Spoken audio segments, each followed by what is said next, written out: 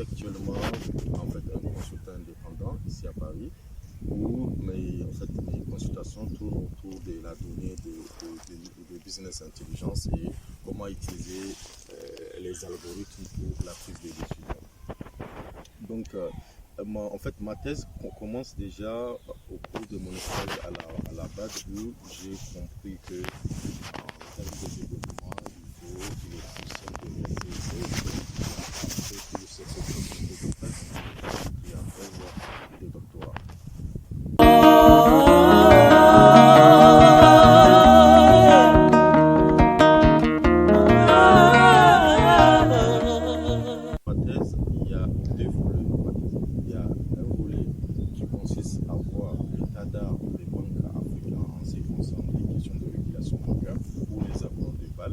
aussi, il y a le volet qui consiste à tester en fait les interactions entre la sphère en fait financière et la sphère économique réelle.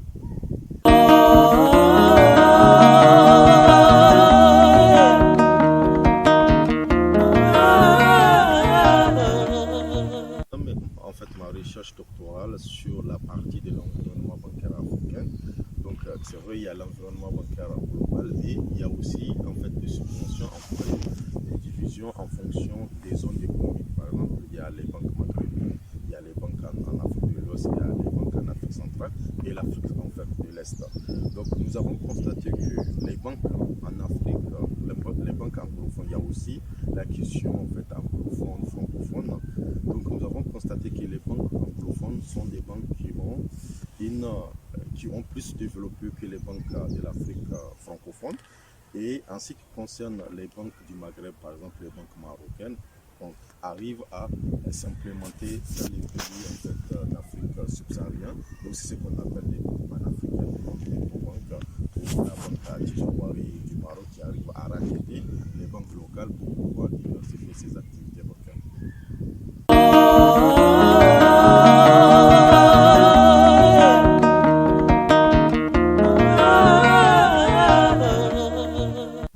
En fait, sur le continent africain, je ne pense pas si on peut parler d'un organe de régulation unique. Mais en fait, comme je vous ai dit, dans chaque zone en fait, économique, il y a un organe. Comme moi, il y a la commission en fait, de gestion des banques en Afrique, comme en Afrique centrale aussi. Donc, en ce qui concerne l'état de régulation des banques africaines, lorsque j'ai réalisé ma thèse, et j'ai remarqué que la plupart des banques africaines appliquent les accords de Bâle 1. Donc les accords de Bâle 2 sont en entente de mise en place quand en 2007 la crise de subprime avait en fait démontré l'insuffisance de ces approches pour en fait atténuer le risque systémique vu les conséquences négatives de la crise de subprime.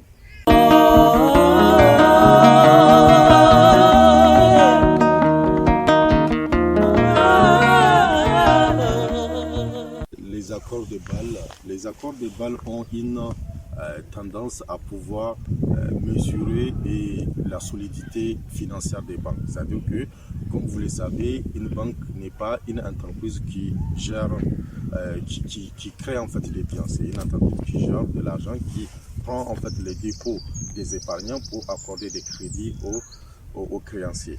Donc maintenant, la régulation, les accords de Bâle 2 sont des garanties en fait de garantie donnée aux déposants au cas des risques en fait des faillites des banques. C'est-à-dire que, imaginez un instant, demain, nous tous, on nous dit que notre banque est en faillite. Comment est-ce que nous allons récupérer nos épargnes? Donc les autorités ont mis en place des accords de bail de fonds propres pour essayer de mettre en place la solidité financière. Mais d'une part aussi, il y a cette en fait approche qui consiste à dire plus la banque accorde des crédits, plus en fait elle devrait détenir des fonds propres pour faire face à des risques de faillite de contractants.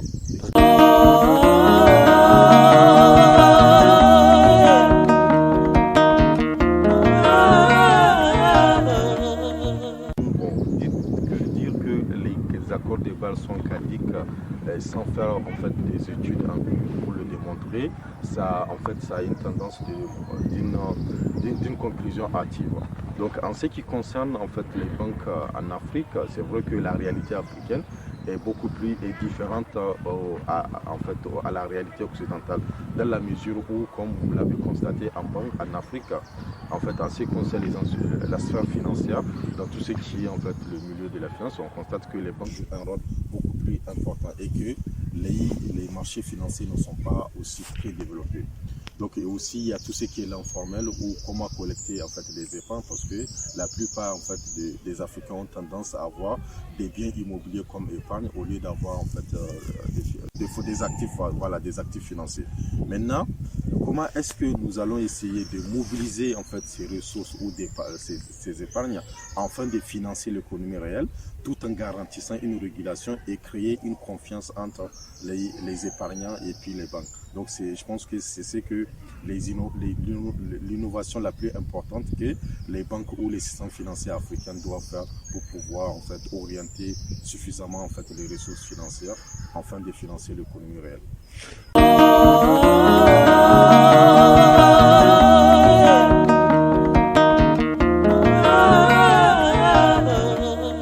Pour répondre à cette question, je pense qu'il est primordial de pouvoir l'expliquer l'histoire des banques africaines. C'est-à-dire que la plupart des banques africaines sont des banques coloniales.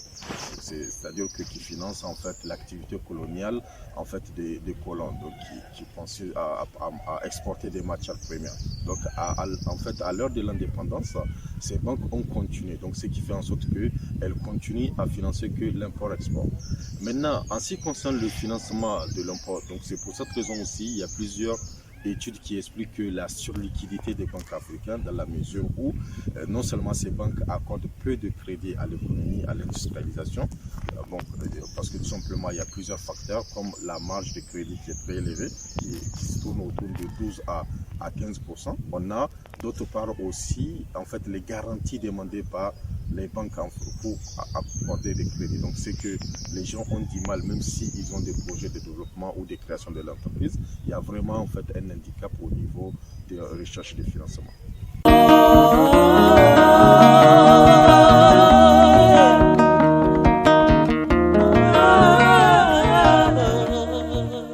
La solidité de la banque, c'est la méfiance vis-à-vis en fait des personnes qui ont des produits. Donc les banques ne veulent pas prendre assez de risques pour en fait financer l'économie réelle qui est capable de créer de l'emploi et pour qu'il y ait une redistribution de revenus dans le pays. C'est qu'aussi il y a les autorités. L'État ne joue pas un rôle de ces garants afin de pouvoir faciliter cette orientation ou des financements massifs, comme ici, vous voyez, en France, il y a toute une politique de financement des économies qui permettent tout simplement de garder l'emploi et de dynamiser l'économie réelle. Donc je pense que les États africains doivent en fait innover, doivent proposer des solutions, doivent aussi permettre à la jeunesse africaine ou aux porteurs de projets de pouvoir bénéficier des financements adéquats pour la création de l'entreprise, la création de l'emploi dans les économies. Si on prend uniquement en fait, le domaine technologique, on prend un exemple très simple. C'est-à-dire qu'aujourd'hui, si je crée une entreprise qui crée en fait des sites internet afin de faciliter le e-commerce, donc j'ai besoin des financements pour pouvoir en fait louer en fait des immeubles, en fait de l'emplacement, essayer d'acheter des ordinateurs et recruter en fait des salariés. Donc cela veut dire qu'au fur et à mesure en fait mon activité augmente, donc j'aurai besoin de financement afin de pouvoir en fait supporter en fait les dépenses. Donc ce qui fait en sorte que d'une part aussi vu en fait la taille de mon entreprise, j'ai créé de l'emploi dans la mesure où je recrute, ce qui permet une redistribution de revenus et aussi un besoin en fait adéquat de financement afin de répondre aux différentes demandes.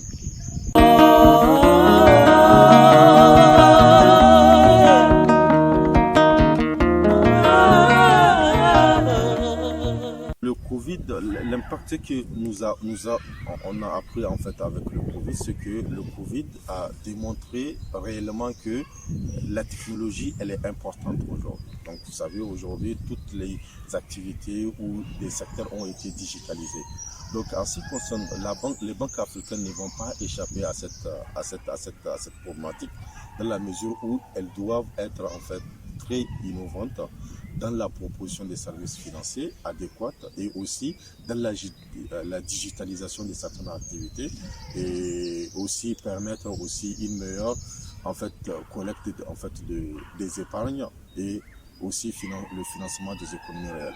Donc ce qui a permis bien avant la crise sanitaire, nous avons constaté qu'en Afrique il y a la mise en place en fait de e-bank ou en fait comment créer en fait des comptes bancaires à travers le téléphone mobile.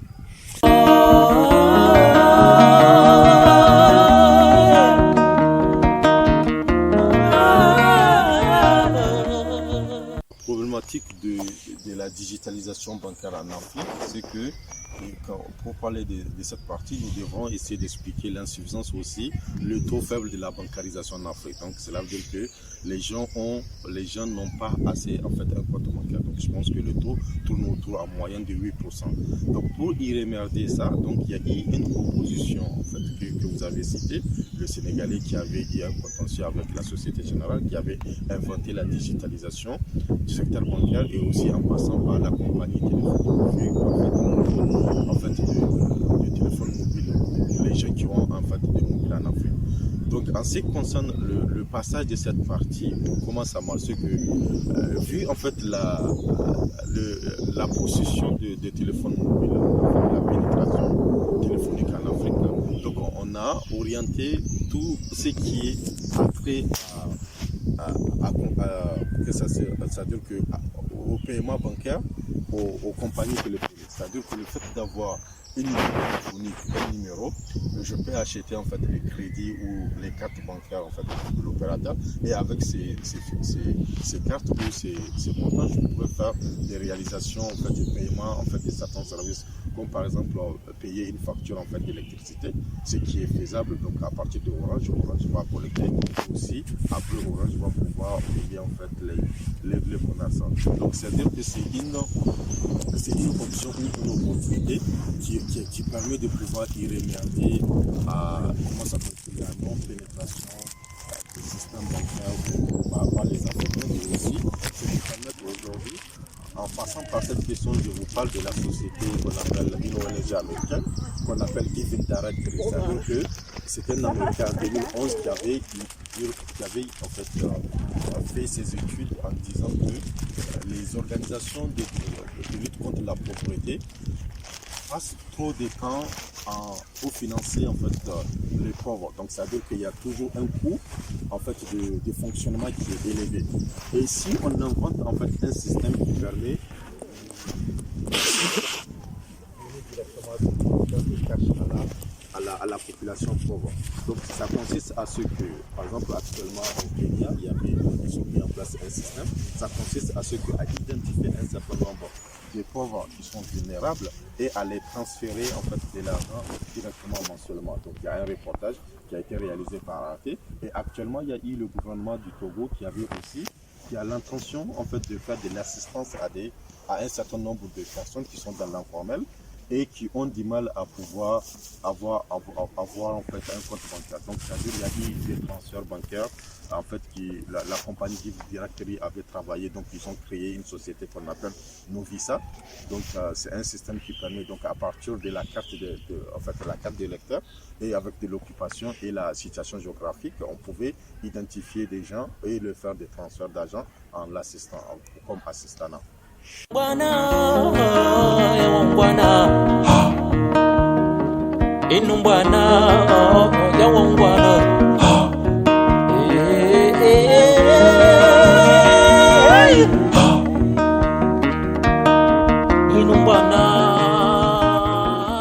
L'enjeu de la collecte de données en Afrique, c'est, comme vous l'avez cité en titre, c'est la souveraineté des données. C'est-à-dire qu'aujourd'hui, on ne peut pas comprendre que les données sensibles en fait, des Africains soient produites par des entreprises étrangères. Donc, comme en fait, la réalisation des passeports qui sont passés par les entreprises étrangères, ce qui permet de pouvoir divulguer des informations sensibles. Donc maintenant, en ce qui concerne la collecte de données en Afrique, c'est que je pense qu'en Afrique, il faut créer des data centers ou des serveurs qui permettent de collecter une société africaine où les données sont stockées par des États africains et protégées par ces États, afin de pouvoir en fait éviter toute une panoplie une utilisation en fait fallacieuse de ces données et aussi une divulgation des informations sur les méthodes ou des informations sensibles sur la souveraineté de ces États et leur politique de développement et aussi pour protéger en fait la population.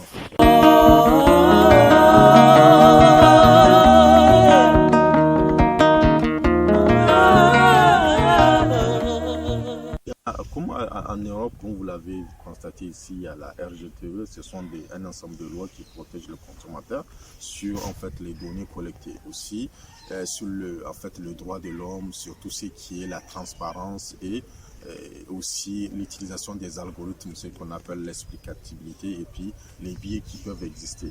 Donc maintenant, en ce qui concerne en Afrique, je pense qu'il est essentiel. Donc il y a des carences au niveau de la régulation de ces données. Donc je pense qu'il faut vraiment une initiative qui provient de l'Union africaine au niveau de la protection des données sensibles et aussi leur utilisation, ce qui va faciliter une régulation ici, une protection des données personnelles.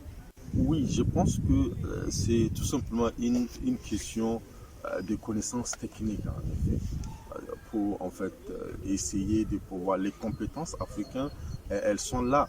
Maintenant, l'idée, c'est que comment en fait réunir ces compétences, comme vous l'avez constaté, en fait, il y a un reportage sur un jeune en fait camerounais qui avait fait ses études à l'université de Maroua où il a réalisé des drones. À partir des drones, il peut transporter en fait des marchandises, il peut aussi faire de la reconnaissance faciale. Donc cela veut dire qu'en termes de compétences africaines, il y en a. Maintenant, comment réunir ces compétences pour essayer de mettre en fait, de créer en fait des produits africains destinés aux Africains.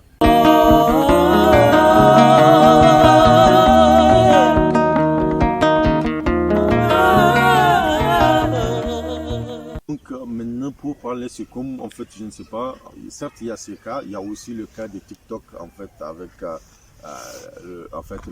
Donald Trump ou les Américains.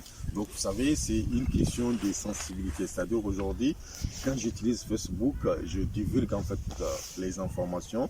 Il y a des informations sensibles que Facebook collecte sur des personnes. Maintenant, où est-ce qu'on a tendance à pouvoir collecter ces données? Où est-ce qu'on stocke ces données? Qui a droit à accès à ces données? Donc je pense qu'en ce qui concerne le cas entre Facebook et l'Australie, ça revient au cas entre les Américains et TikTok.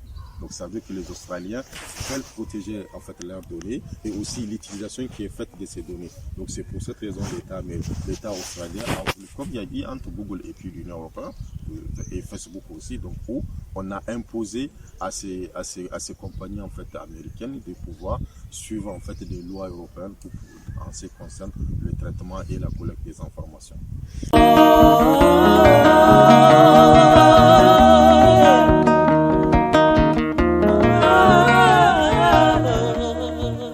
C'est ce que je dis, c'est que en fait, d'une part, il y a plusieurs solutions. Soit on crée des produits africains qui essaient de pouvoir faire le même service, comme au Nigeria. Vous savez, il y a un jeune qui a créé un réseau social, à l'instar de Facebook, qui est destiné à la jeunesse nigériane.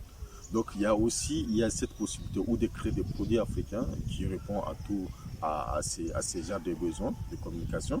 Il y a aussi cette partie en fait de loi. Il faut que les États arrivent à parler de la même voix et pouvoir, parce qu'en parlant de manière dispersée, c'est-à-dire ça ne devrait pas avoir de l'impact comme l'Union européenne. Vous voyez, c'est l'union entre l'Union européenne et aussi Google ou Facebook, mais les États africains, à travers l'Union africaine, il faudrait qu'il y ait des politiques en fait de régulation des données et aussi des politiques à adopter en matière de ces entreprises.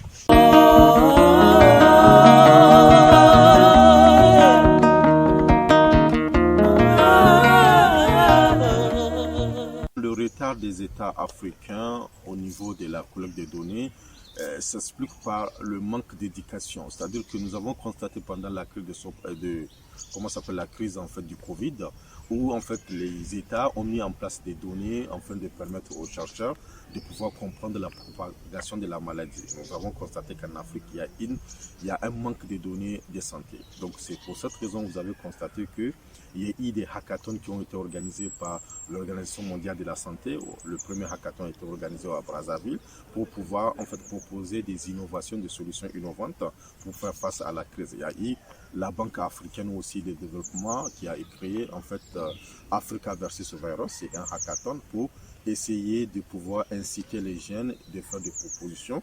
Donc nous avons constaté qu'il y a eu beaucoup plus de propositions en matière de santé, de la santé.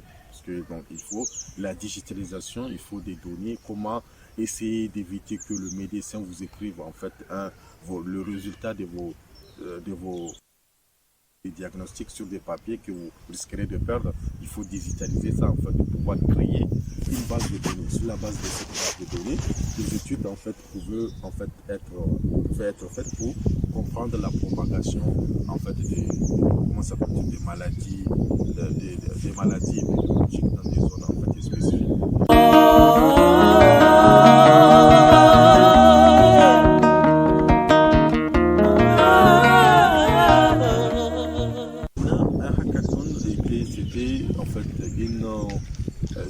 C'est comme si c'est une réalisation des solutions innovantes qui est réalisée dans un but bien défini, à un créneau de temps très spécifique.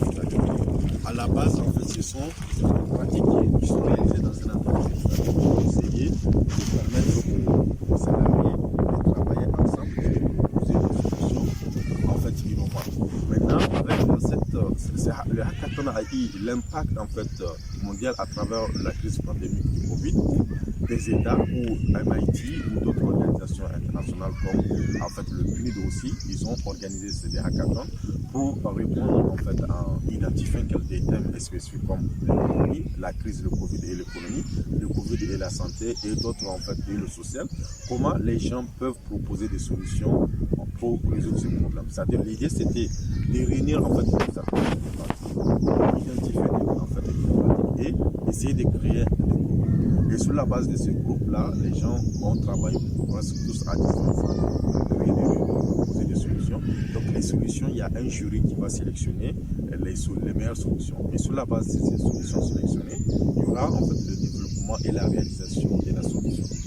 On peut faire un hackathon en économie, c'est-à-dire proposer des solutions économiques aux problèmes économiques d'Afrique. Tout à fait. C'est vraiment en fait le mot très clé en fait qui permet l'utilisation d'Internet ou l'utilisation, la création d'un certain nombre de groupes de personnes qui ne se connaissent pas et qui sont censées travailler ensemble.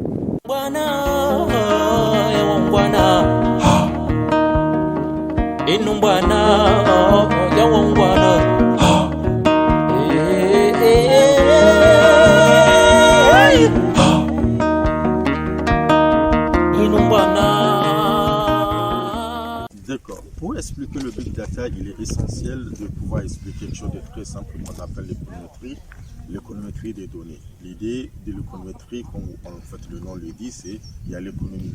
C'est qu'il y a des données économiques qui sont collectées. En fait, lorsque des politiques économiques sont adoptées, Donc le gouvernement voulait étudier l'impact de cette économique sur l'impact de cette politique sur l'économie réelle. Donc il y a des études en fait empiriques qui sont réalisées. L'idée c'était de vouloir avoir une variable que vous cherchez à expliquer et un ensemble de variables explicatives et voir quel est l'impact de chaque variable explicative sur la variable à expliquer et voir en fait est-ce qu'elle a un effet positif ou négatif. Donc maintenant avec l'avènement des big data, c'est quoi? Le big data, c'est qu'on a constaté que les entreprises à travers la technologie pouvaient collecter des données massives. Et qui dit données massives, c'est que quand vous avez des données sur vos consommateurs, il est important de pouvoir comprendre vos consommateurs afin de proposer des solutions adaptées à leurs besoins et de vouloir essayer de comprendre leur comportement pour pouvoir en fait s'ajuster. Donc le big data, lorsque vous avez des données massives, il faut automatiser en fait ces données en créant des algorithmes de machine learning pour permettre en fait une prise de décision, aider en fait les décideurs à prendre des meilleures décisions adéquates.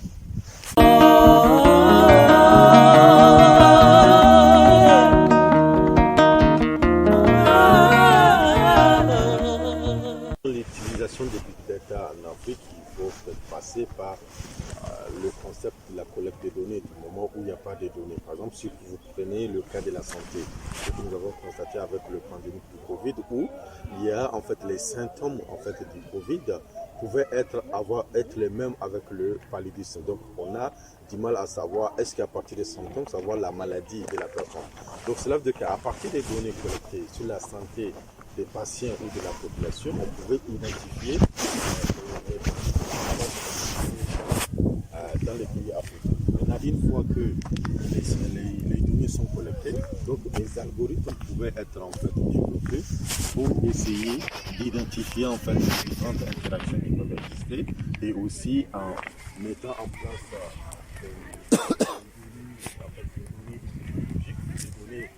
aujourd'hui des données satellitaires même peuvent être en fait des données géospatiales peuvent être utilisées pour pouvoir en fait développer des algorithmes afin de pouvoir en fait voir la répartition et les interactions, les différentes interactions qui peuvent exister dans les différents pays. Par exemple, si on prend aussi l'exemple comme je vous ai toujours dit avec l'ONG en fait Give Directory American, c'était une société qui utilise des données en fait des téléphones, ce qu'on appelle des CDR, en fait cell phone en fait record, et aussi des données satellitaires qui permettent de savoir la répartition en fait géographique en fait des gens. Et une fois qu'on a ces données, couplées avec des données qui sont collectées pour en fait à partir des canaux lecteurs. Donc vous voyez aujourd'hui le cas en fait du Togo qui voulait donner de l'assistance à des citoyens qui n'ont pas une base de données. Il suffit de voir la carte électeur. Donc sur la base des données de la CENI, de la commission électorale, on a des données. Donc sur la base de ces données, vous pouvez permettre de pouvoir identifier des gens qui sont qui remplissent en fait les critères.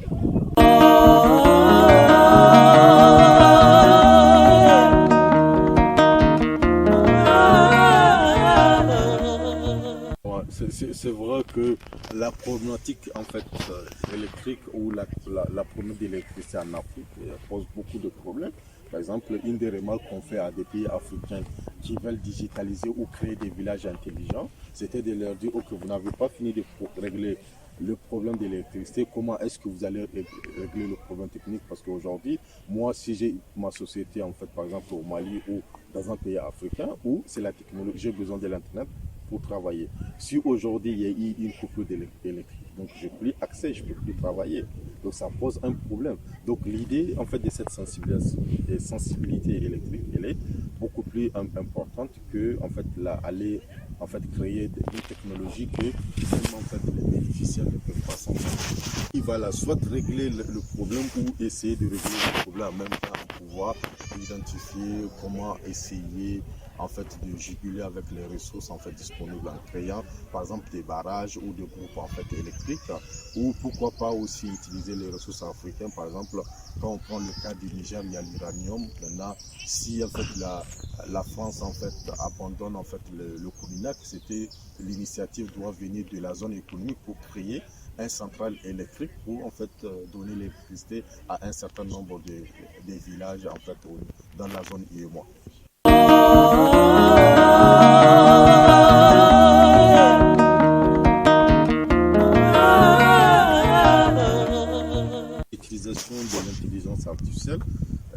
c'est comme en fait l'exemple de l'éducation en fait. Quand vous avez en fait des enfants qui ont en fait du mal, soit pour une question de distance ou soit pour une question en fait de la fermeture des écoles pendant le Covid, nous avons constaté que le fait de mettre en fait, comment s'appelle-t-il, des techniques innovantes d'enseignement, que ce soit des cours à partir de la radio, que vous avez vu un cas au Mali, dans les zones où avec en fait à Gao, j'ai vu qu'il y avait des écoles qui étaient instructeurs et aussi il y a en fait ce qu'on appelle avec l'UNESCO close en fait school close pendant le Covid, donc il faut créer soit des téléphones, soit WhatsApp, soit créer. Il y a un jeune en fait burkinabé qui a créé une école digitale qui a été aidée par comment s'appelle-t-il par Orange et d'autres organisations en fait internationales pour mettre en place sa solution. L'idée c'était de créer une plateforme pour pendant le Covid, les élèves qui sont en classe d'examen, comment en fait continuer à apprendre en étant à la maison,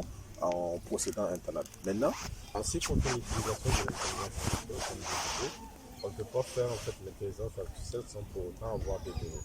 Donc maintenant, il faut peut-être mettre en place, il faut créer une culture de données en Afrique qui consiste pour collecter des données réelles sur la réalité africaine.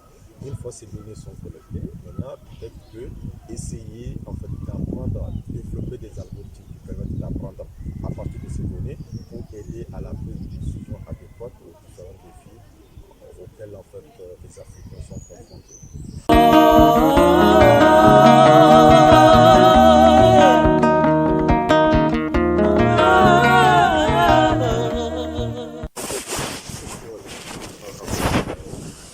Débat ou des hackathons. Les hackathons, c'était tout simplement pour sensibiliser et aussi amener les jeunes Africains. Je ne sais pas si vous avez vu le rapport en fait de Hall en fait, qui avait fait ils avaient identifié un certain nombre en fait, d'emplois d'avenir dans les prochaines années à venir. C'était d'inciter la jeunesse à s'intéresser à toute la problématique technologique de la donnée et aussi en fait à savoir programmer, parce qu'aujourd'hui la programmation elle est essentielle en fait dans le monde du travail, que ce soit ici ou en Europe de manière globale. Maintenant, en ce qui concerne, il faut peut-être créer en fait des débats sur le sujet, enfin de sensibiliser la jeunesse. Les hackathons vont permettre tout simplement de pouvoir en fait montrer que en fait en étant en fait des Africains, on peut créer des initiatives dans le domaine et aussi essayer de travailler avec plusieurs pays et sans pour autant être en fait présentiel. On pouvait en fait créer des groupes pour proposer des solutions auxquelles en fait par exemple le problème du terrorisme dans les zones en fait du Sahel, quelles sont les solutions, pourquoi en fait des villageois sont obligés en fait de se déplacer parce que tout simplement il y a la violence, voilà. Maintenant, en ce qui concerne la question de la scolarisation des jeunes filles, ce sont aussi des problématiques qu'on pouvait en fait sensibiliser à travers des hackathons et aussi recueillir en fait que ce soit des données ou des solutions qui proviennent des personnes qui sont victimes même de la situation en question.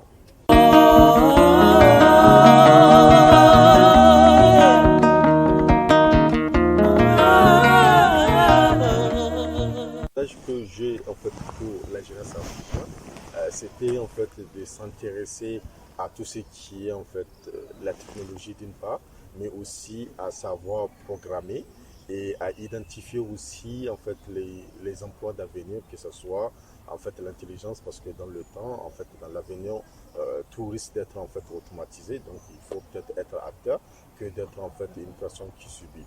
Donc aussi, en ce qui concerne les formations, c'est vrai, on n'a pas tous les mêmes compétences pour pouvoir suivre des formations en technologie. Donc moi, je vois que les jeunes Africains, surtout d'Afrique anglophone, ont plus avancé que l'Afrique en fait francophone. Bon, je l'ai remarqué à travers des hackathons qui ont été organisés par la Commission africaine.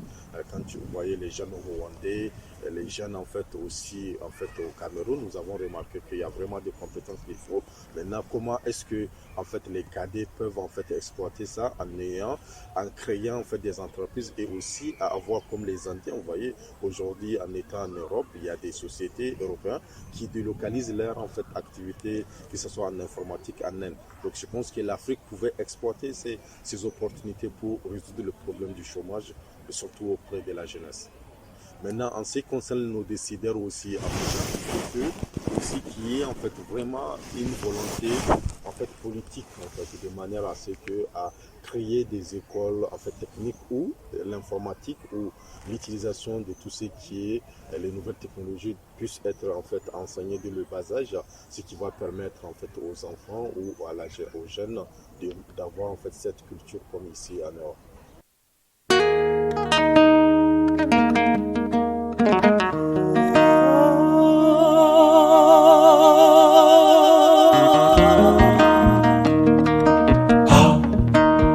Inumbwana ya wangwana Inumbwana ya wangwana